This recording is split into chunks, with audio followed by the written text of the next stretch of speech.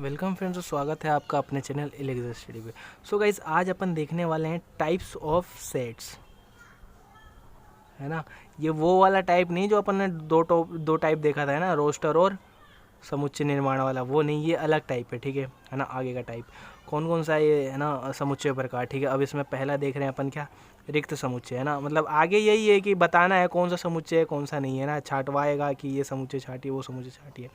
रिक्त समुच्चय ना, रिक्त समुच्चय क्या बोलते हैं, एम्प्टी सेट, है ना, एम्प्टी सेट। सॉरी, सेट का निशान अब बन ही रहा है ना, बार बार सेट का निशान ही बन रहा है। चलो कोई नहीं, रिक्त समुच्चय है ना। तो रिक्त से ही समुच्चय पता चल रहा है अपने को कि एक ऐसा सेट है ना, मान लो कोई सा भी समुच्चय होगा जिसके अंदर कोई अवयव होगा ही नहीं, है ना, कोई अवयव नहीं होगा, ठीक है। अब इसके लिए अगर मान लो डेफिनेशन देखा जाए तो क्या बोल सकते हैं ना, पहले तो समझते हैं अपन, है ना, फिर मैं सारी चीज़ें बताऊंगा एक एक करके, ठीक है। बता रहा हूँ ना, बिल्कुल भी डाउट नहीं आएगा, ठीक है। तो इसको अगर डेफिनेशन में लिखे तो क्या, एक ऐसा समुच्चय या फिर वह समुच्चय, मान लो लिख देता हूँ, एक ऐसा समुच्चय, है ना, एक ऐसा समुच्चय जिसमें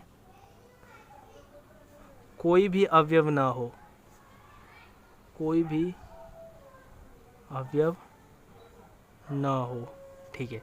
तो डेफिनेशन क्या बनी, एक ऐसा समुच्चय जिसमें कोई भी अवयव, है ना, अवयव ही नहीं होगा, है ना, तभी तो अपन बोलेंगे, है ना, अवयव नहीं हो, है ना, ठीक है। अब इसे दर्शाते किससे, है ना, तो दर्शाते किससे हैं, है ना, दर्शाते हैं, इसे दर्शाते हैं किससे, तो या तो फाई से, है ना, फाई से, या फिर ऐसे करके खाली छोड़ के, ना। मान लो अपने को कोई रिक्त सेट बनाना है ना, क्या, मान लो मैं रिक्त समुच्चय बना रहा हूँ, ठीक है ना, रिक्त सेट बना रहा हूँ, कोई ए मेरे पास रिक्त सेट है, तो इसे मैं कैसे दर्शाऊंगा, या तो ऐसे लिख के, है ना, इसके अंदर समुच्चय लिखना ही नहीं है ना, यहाँ पे मेरे को कुछ लिखना ही नहीं है ना, ये बस ये हो गया, ठीक है, ये रिक्त समुच्चय का उदाहरण हो गया, है ना ये। अब इसके अंदर मान लो कोई लिख दे, है ना, कि कोई अवयव नहीं है, मान लो शून्य लिख देता हूँ, है ना, तो यहाँ पे क्या हो जाएगा कि जीरो अवयव है ना, यहाँ पे जीरो अवयव हो जाएगा, मतलब जीरो बिलोंग्स टू ए, मतलब क्या, जीरो अवयव है। अपन क्या बोल रहे हैं कि कोई भी अवयव नहीं हो, है ना, शून्य भी अवयव नहीं होना चाहिए ना, तो इसलिए इसे क्या, खाली छोड़ देंगे ना, ये वाला क्या हो जाएगा, गलत हो जाएगा, ठीक है, खाली छोड़ देंगे, ठीक है। और दूसरा क्या बताया मैंने, या फिर ऐसे, है ना, एक तो क्या, इसे फाई से भी दर्शाते हैं ना, फाई, और फाई क्या होता है, तो ये निशान होता है ऐसे, और इसको बीच में से कट कर देते हैं ना, देखो ऐसे बीच में से कट कर दिया, ऐसे बीच में से कट कर दिया, ठीक है, बनाओगे बन जाएगा, है ना, और ऐसे भी बना हुआ मिलेगा, है ना, ऐसे ऐसे ऐसे, इनको क्या बोलते हैं अपन, फाई, है ना। तो ए इक्वल्स टू, या तो ऐसे लिख दो, है ना, या फिर ए इक्वल्स टू फाई, दोनों का मतलब क्या है, रिक्त समुच्चय, ठीक है। अब उदाहरण देखे अपन, है ना, उदाहरण भी तो देखे ना, है ना, एक मिनट यार, तो एग्जाम्पल देखते हैं ना, मान लो, ठीक है, एग्जाम्पल देख रहे हैं, तो फर्स्ट एग्जाम्पल ले लेते हैं अपन।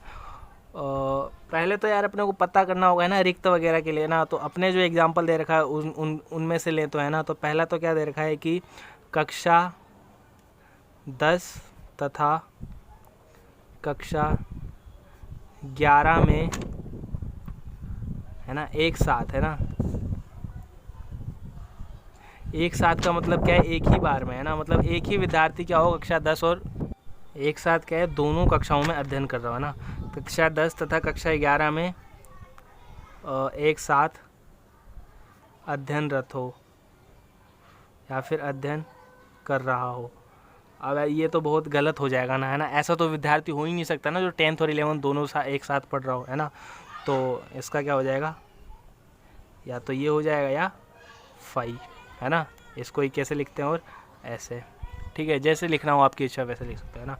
अब 9th-10th बोला जाए तो पढ़ भी सकते हैं ना, क्योंकि यहाँ पे कई स्कूलों में तो क्या 9th-10th एक साथ बिठा देते हैं ना, लेकिन ऐसे थोड़ी होगा 10th-11th एक साथ बिठाते हैं ना, तो अपने को समझना होगा, ठीक है। और अगला एग्जांपल देखें, ठीक है। तो कोई सेट ए है, ठीक है, यहाँ पे एक्स है, और एक्स का अगर मान रखें अपन, है ना, तो मान रख लो 9 से 10 के बीच में, ठीक है, और जहाँ x एक प्राकृत संख्या है, प्राकृत संख्या है। अब इसका आंसर लिखना है अपने को, है ना। तो पहले तो इसको समझो, है ना। तो ये क्या बोल रहा है, x है ना, तो x की अपने को दे दिया आइडेंटिटी, है ना, क्या 9 से 10 के बीच में है ना। 9 से तो क्या है बड़ा है और 10 से छोटा है, मतलब 9 से 10 के बीच में बेसिकली, है ना। जहाँ x एक प्राकृत संख्या है, प्राकृत संख्या भी है, तो 9 से 10 के बीच में कोई प्राकृत संख्या आती है क्या? नहीं आती सर। ठीक है, तो नहीं आती तो या तो खाली छोड़ दो या 5 बना के आ जाओ। ठीक है गाइस, समझ में आ रहा है ना। एक एग्जांपल और देखते हैं, है ना। एग्जांपल मान लो थर्ड, है ना। ये तो क्या था सेकंड एग्जांपल, अब एग्जांपल ले रहा हूँ थर्ड, फिर अपन दूसरी डेफिनेशन देखेंगे। अब यहाँ पे भी क्या करते हैं अपन, एक मिनट, यहाँ पे भी वही है ना, गुण से ही चलेगा ये तो, है ना। मान लो बी सेट ले लिया मैं ना, एक्स, ठीक है, और क्या एक्स स्क्वायर बराबर ले लिया 4, है ना। और जहाँ एक्स क्या है विषम संख्या है, एक्स क्या है विषम है। अब इसका आंसर कर दे तो अब यहाँ पे देखो, यहाँ अपने को क्या दे रखा है, किसी का वर्ग कर रहे हैं और उसका वर्ग क्या मिल रहा है 4, है ना। ये वर्ग किसका होगा, या तो 2 का होगा या -2 का होगा। अब यहाँ पे एक भी संख्या विषम आ सकती है क्या, बताओ, नहीं आ सकती, है ना। तो b बराबर वही रिक्त या ये जो भी हो, है ना, जैसे लिखना चाहो, है ना। 3 ऑप्शन है, 4 ऑप्शन, जैसे भी लिखना चाहो वैसे लिख सकते हो ना, तीनों है सही है। ठीक है, सो गाइस पहला अपन ने देख लिया रिक्त समुच्चय, समझ में आ गया अपने को। ठीक है, ऐसा समुच्चय जिसमें कोई भी अवयव ना हो। अब देखते हैं दूसरा समुच्चय, है ना। सो गाइस सेकेंड टाइप क्या है, परिमित और अपरिमित समुच्चय। ठीक है, परिमित दिख रहा है ना, ठीक है, और अपरिमित, एक मिनट, समुच्चय। ठीक है, परिमित को क्या, तो परिमित को क्या बोलते हैं, फाइनाइट, और अपरिमित को इनफाइनाइट, सॉरी इनफाइनाइट। ठीक है, अब इनसे नाम से ही पता चल रहा है ना, तो परिमित है ना, तो इसमें मान लो ए ले लेता हूँ मैं, है ना, परिमित, क्या परिमित समुच्चय। ठीक है, तो अब इसको अगर अपन लिखना चाहें तो क्या लिखेंगे, तो वही वह समुच्चय जिसमें अवयवों की संख्या परिमित हो, मतलब गिनी जा सके, है ना। तो वह समुच्चय जिसमें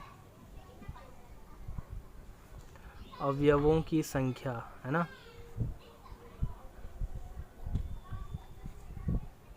परिमित हो। ठीक है, परिमित हो, वह क्या कहलाएगा, परिमित समुच्चय। ठीक है, अब एग्जाम्पल अगर इसका ले, ना, अब इसको लिखने का वैसे ही लिख देंगे, है ना। अब इसके तो ऑप्शन मिलेंगे अपने को, है ना, आंसर आता ही है लिखना, है ना। मान लो अपने को दे रखा है गुण में दे रखा है ना, मतलब गुण में मतलब समुच्चय निर्माण रूप में, है ना।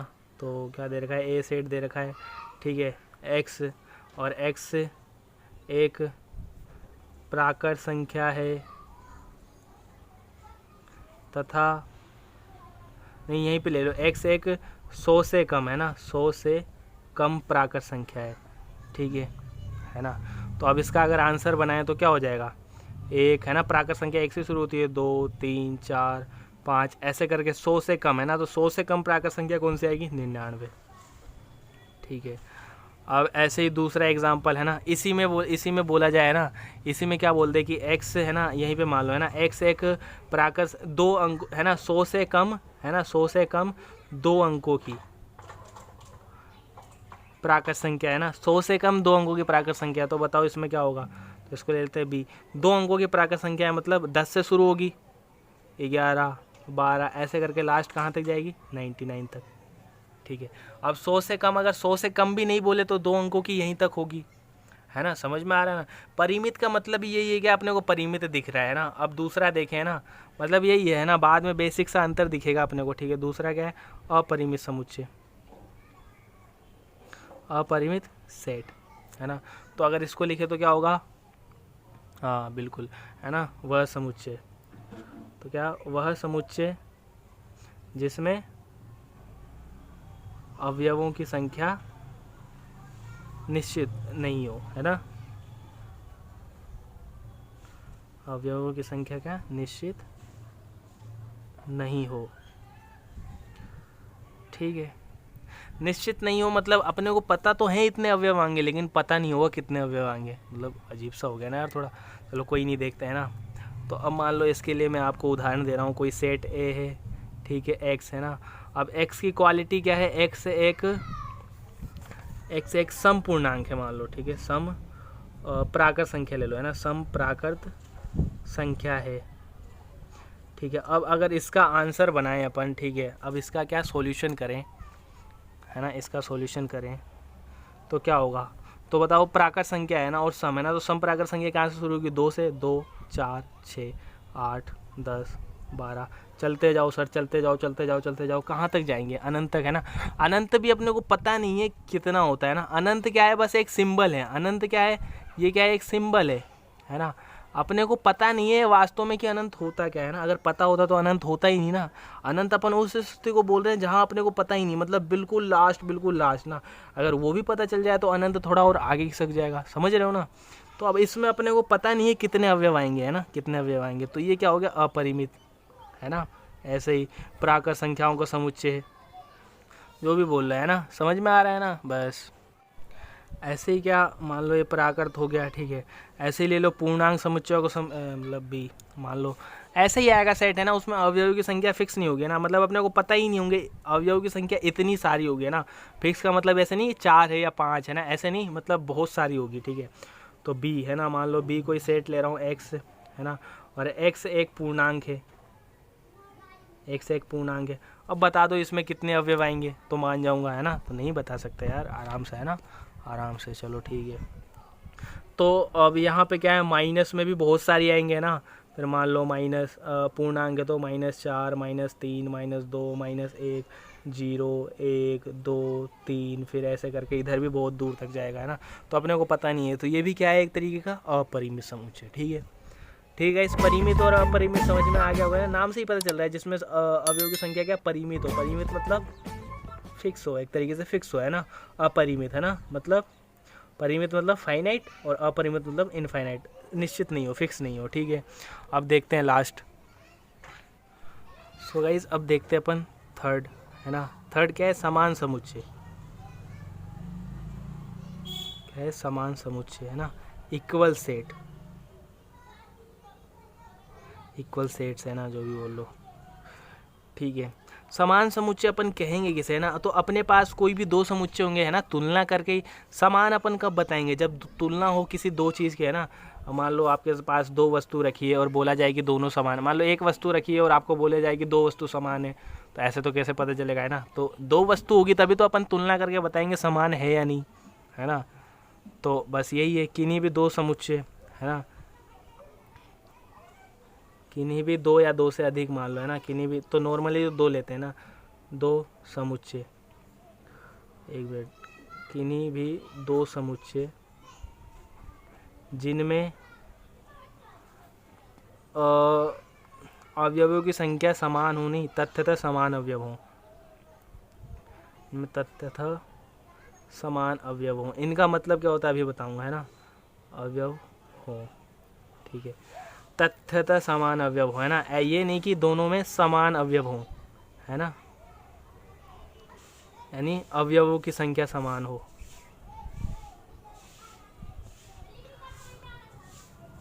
समान हो, है ना। अब क्या बोल रहा हूँ वो देखो, है ना।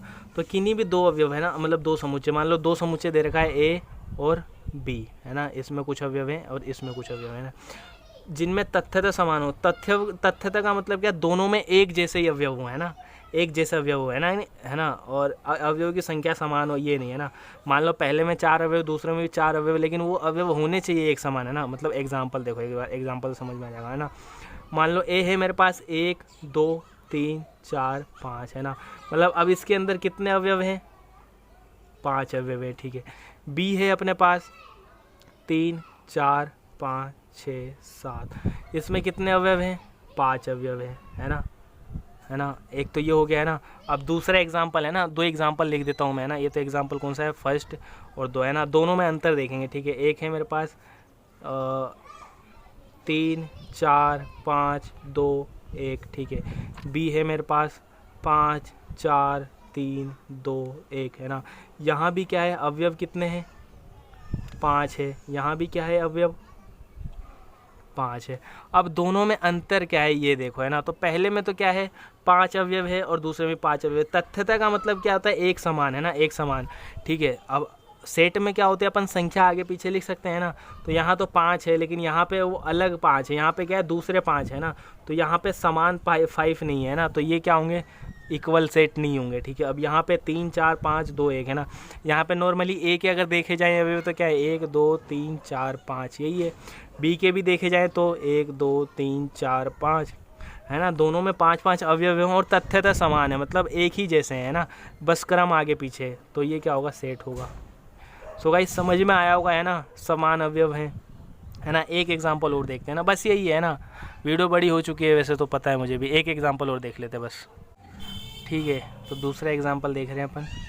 तो यहाँ पे मान लो ए आपको सेट दे रखा है एक्स, है ना, और एक्स की क्वालिटी क्या दे रखा है, X is y equal to 25, ठीक है। और बी सेट दे रखा है आपको, इसमें अवयव बता रखा है 5, -5। अब बताना ये दोनों समान है या नहीं, है ना, मतलब इक्वल सेट है या नहीं। तो अपन इसके लिए क्या करेंगे, इनको सोल्व करेंगे, है ना। तो ए को सोल्व किया मैंने, है ना, ए को सोल्व किया तो क्या मिलेगा मुझे, x² इक्वल टू 5। तो एक संख्या है जिसका वर्ग क्या है, 25 है ना। तो 25 किस किस का वर्ग होता है, +5 का और -5 का। और b अपने को क्या दे रखा है, +5 और -5, ठीक है। अब दोनों में समान अवयव, तथ्य तो समान अवयव है ना, मतलब दोनों में 5 -5 5 -5। इसको आगे पीछे भी लिख सकते थे अपन, -5, तो भी क्या होता है, दोनों में मूल अवयव कौन से हैं, 5 और -5, है ना। तो ये दोनों क्या होंगे, समान अवयव होंगे, मतलब समान समुच्चय होंगे, ठीक है।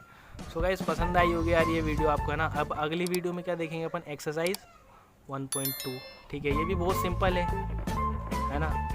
तो 15-15 मिनट में एक्सरसाइज हो रही है, और क्या चाहिए ना यार, वीडियो में तो 15 मिनट में हो रही है, अब घर बैठे आप कितने 5 से 10 मिनट में कर सकते हो, है ना। बस रिवीजन भी बहुत आसान होता है, ठीक है। सो गाइस पसंद आया तो यार लाइक शेयर सब्सक्राइब जरूर करना ऐसी वीडियो के लिए। धन्यवाद गाइस, मिलते हैं अगले पार्ट में।